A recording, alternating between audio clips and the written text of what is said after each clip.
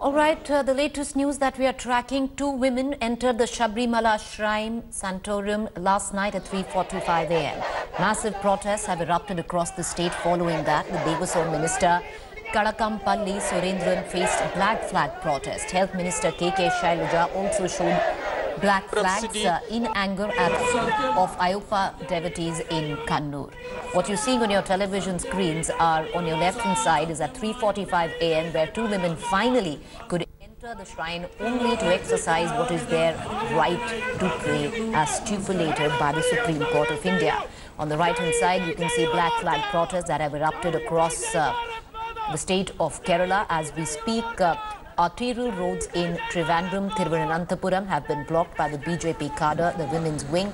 Massive protests ranging in other areas and other parts of Kerala as well. Security has been tightened all across, where the BJP and the RSS have taken to the streets, venting their ire at the government, stating that it was the government which enabled these women to enter the shrine. My colleague Gopi Krishna Unnathan is joining me live from Thiruvananthapuram. The visuals that you see are the black flag protests that ministers K.K. Shailaja, the health minister of Kerala, faced in Kannur. Gopi, take us through A, on what happened last night. B, has the government accepted that they enabled these women to enter Sabarimala? And the third question, Gopi, protests across the state of Kerala.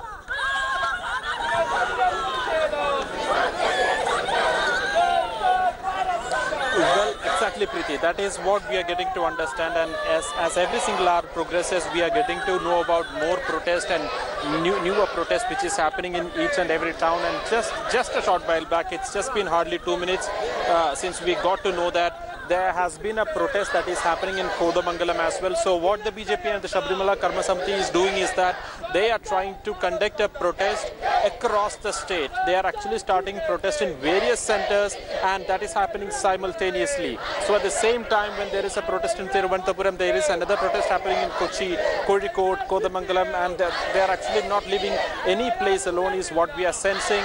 And in most of the places, it is actually interesting to note that many women are leading this charge in this protest, and these are obviously the women from the women's wing of the BJP and these organizations. And this protest is only expected to intensify, is what the sources are telling us, because even the BJP leaders have already told us that the MT Ramesh, BJP State General Secretary, has said that they will urge their cadres to carry out protests across the state. The only thing that they told was that the protest must be constitutional and democratic, but on the other hand, it needs to be noted that the BJP has given a full-fledged go-ahead for their party cadres to carry out protests across the state. And just a while back, as we were seeing in those visuals exclusively through India Today, a group of women BJP activists tried to barge into Chief Minister's office and Government Secretariat in Thiruvananthapuram, and that happened while they were actually protesting here. It was actually a surprise move by the protesters that they tried to just jump through the fence and got into the Secretariat, and they tried to barge into the Chief Minister's block in the Government Secretariat, but the police and the security personnel managed to keep them away, and they were actually later arrested and taken away from that area. And simultaneously, there was a black flag that was waved at Devaswom Minister Kadakampally Surendra in Guruvayoor. Similar incident happened in Kannur as well, where the health minister K.K. Shailaja was also allegedly a black flag was shown at Shailaja as well. So this protest is only continuing, and the BJP now we believe has given a direction to their cadres to intensify the protest, and also without actually announcing a hartal or a band across the state. This is actually creating the sense of a band, because when the road is completely blocked, and in Kollam also we had this incident where the BJP cadres were actually trying to forcefully shut shops which were opening and functioning, and also there were private vehicles which they were trying to stop which were functioning on, which were plying on the roads. So certainly the BJP is only expected to intensify their agitation, and also we need to read between the lines, because yesterday was very important as far as the BJP and Prime Minister Narendra Modi was concerned. In his interview, he has made it clear, he has actually given his statement on the Sabarimala issue as well, that because he has categorically said that Sabarimala is an issue of traditions, rights and customs, and he has actually given a moral support to the protesters who are actually protesting in this issue in Sabarimala. So that will certainly be a massive boost for these BJP activists who have been protesting, because in the beginning, if we actually look back at least 2 or 3 months back, there was a sense of uncertainty among the BJP's national leadership on what is their stand or what their stand should be in the issue. But as every single month progressed, situation started changing. We had initially the party's spokesperson who would come up to the media and actually make their statement, and also slowly and gradually we had the national leadership also blending into the tune of the state leadership, which is completely against women's entry in Sabarimala. Gopi, what is the stand of the state government on the entry of 2 women? Has an official statement been given out? Did they enable the entry?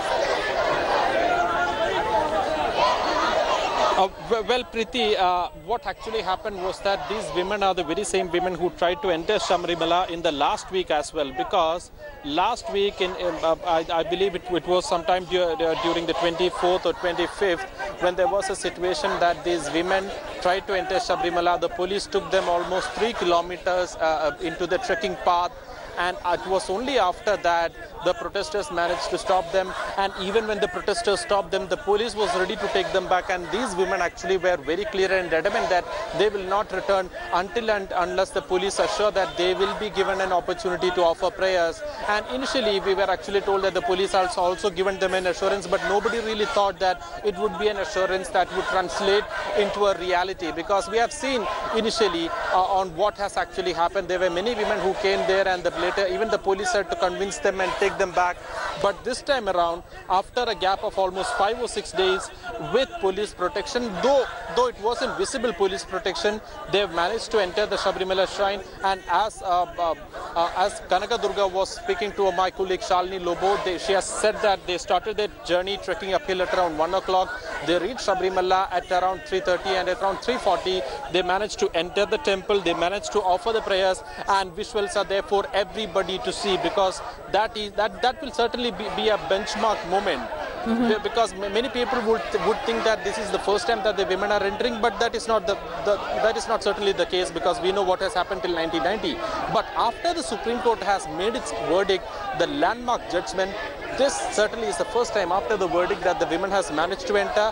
And now we have been told that these women are kept under police protection, because we have already seen whenever there is a situation that the women are trying to enter, their houses are attacked, these people are intimidated and attacked on the social media. So as a cautious move, the police has decided to keep these people under safe custody of them. All right. You know, it's interesting, Gopi, and maybe you could talk a bit more about the fact that how the profile of these 2 women who were picked, of course, they tried to go in December, they could not do so, assurances were given to many of them. How a certain type in terms of a profile of these women was picked to enable their entry, because clearly the government, the police wanted to be very sure that they did not, fan of what is being propelled by the protesters, saying that this is no place for activism. So it's not an activist who was enabled entry, but someone who spoke to us a short while back and said that she had Lord Ayappa in her heart and she wanted to offer prayers.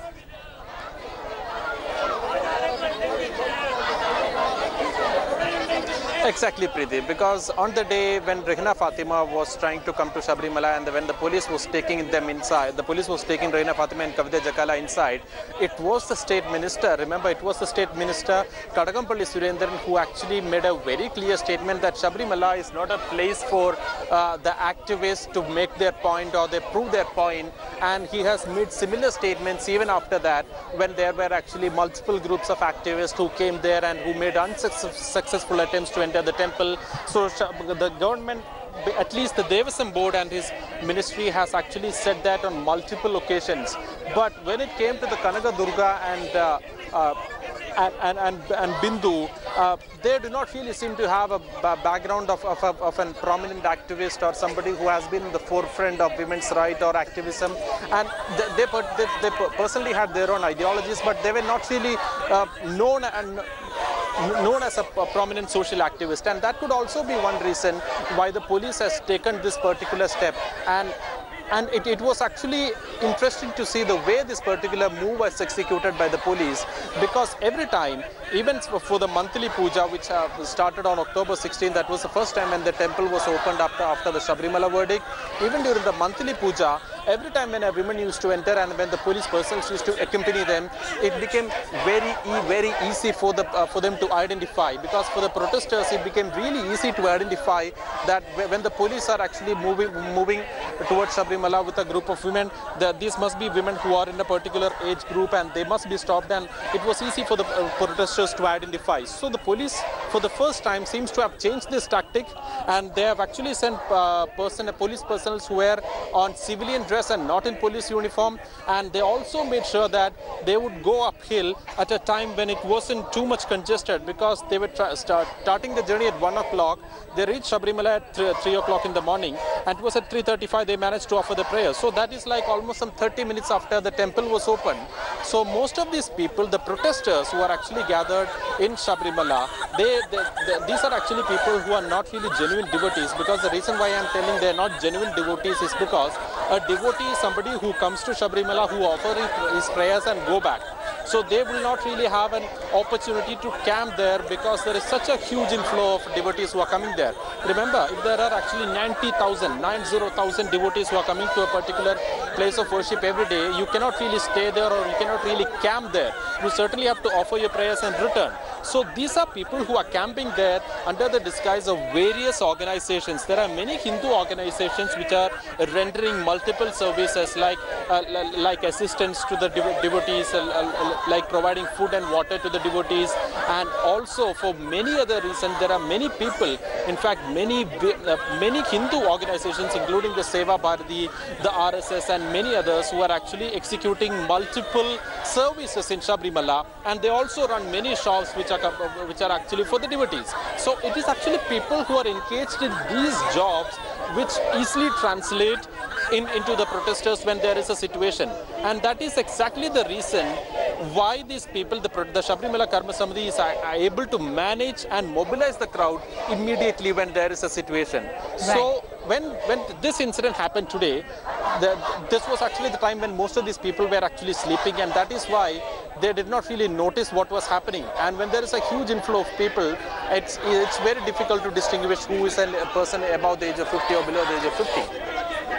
No, you're right there, and interesting, because what people, Gopi and I were talking about is how the government, that the police enable these two women, not high profile, low profile, not outright activists, because even the government has said that this is not a place for activism.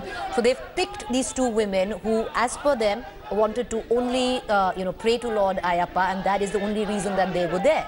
And since then, they haven't spoken to the media much, only on the phone line, extremely understated. So the government of Kerala also picking these two women from the entire lot who wanted to go to Sabarimala, because they wanted to steer clear from being labelled as a government that enabled activism at Sabarimala. For them, they said that they made sure that these women could exercise their right to pray because they were genuine devotees.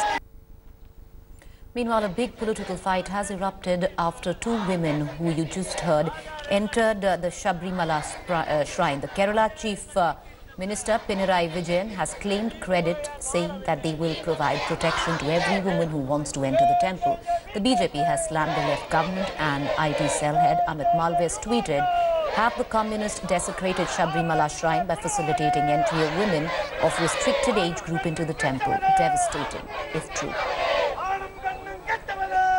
Mr. Ramesh, how do you respond to this news that two women has entered Sabarimala? It was very shocking. Yesterday midnight, some hardened core group of Pinarayi Vijayan's police force, they accompanied two ladies and protect them to enter in Sabarimala Sannidhanam. This was a very big conspiracy. The Chief Minister was behind this conspiracy.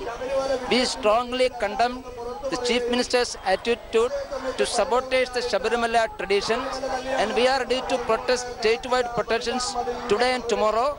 And we also support the protection of Sabarimala devotees and Ayyappa Karma Samiti. I want to connect right now to my colleague Gopi, who's joining us live from Trivandrum. Gopi, protests abound all across the state of Kerala. The kind of language that we are seeing now, especially coming in from national BJP leaders, this will be now made into a huge political issue where the BJP is standing on the side of the devotees and who are protesting against the entry of women and taking on the Kerala government.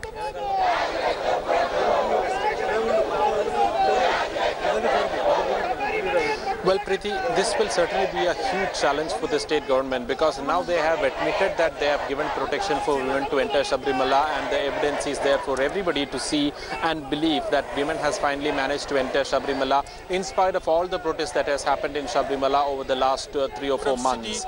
And now the BJP is also to up the ante is what we are sensing, and that is precisely what we see all around us, because it's not just in Thiruvananthapuram but all across the state. There is a protest that is being carried out by the BJP, and this is actually the protest venue of the BJP, as you see, and most of these people who are sitting inside the venue, they just walked out and they have blocked this road completely, and this main MG road is now completely blocked, and they will only continue with their agitation is what we have been told. On the other hand, we also have some unconfirmed reports which are telling us that there will be a hartal tomorrow by the Hindu Munnani and the Sabarimala Karma Samiti. So the reason why I am telling you unconfirmed is because we haven't managed to personally speak to any of these people who have called for a hartal, but still some of the sources in the BJP are also telling us that they will also be supporting this hartal, but still it's an unverified information, but it is only for the understanding of our viewers that I am giving you this, and soon we will have an official confirmation on this.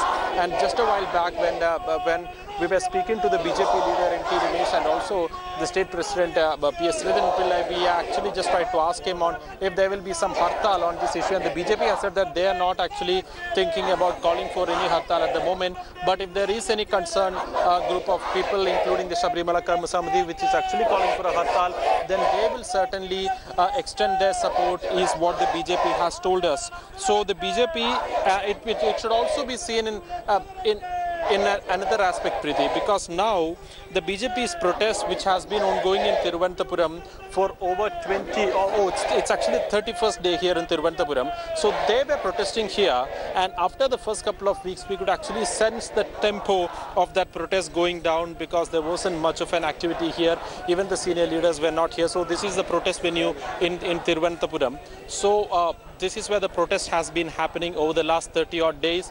And over the last couple of weeks, we were actually getting in the sense that the tempo or the intensity was going a little down because there wasn't much happening in this issue, because things were all normal. Whenever there is a woman who is coming to Sabarimala, they are stopped either by the police or the protesters, and then they will certainly go back.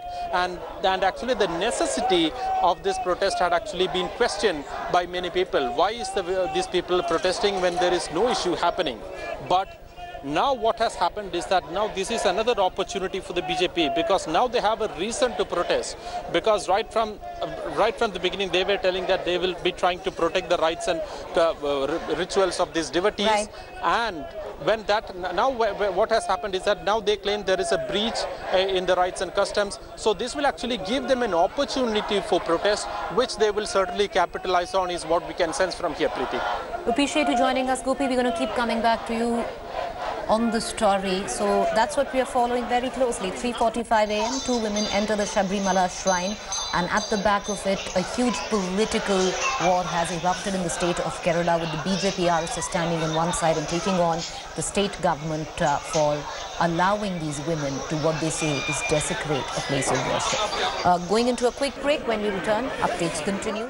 Thanks for watching the video. For more such news and updates, please like, share and subscribe to India Today. Also check out our other great videos from our channel. We know you will love to.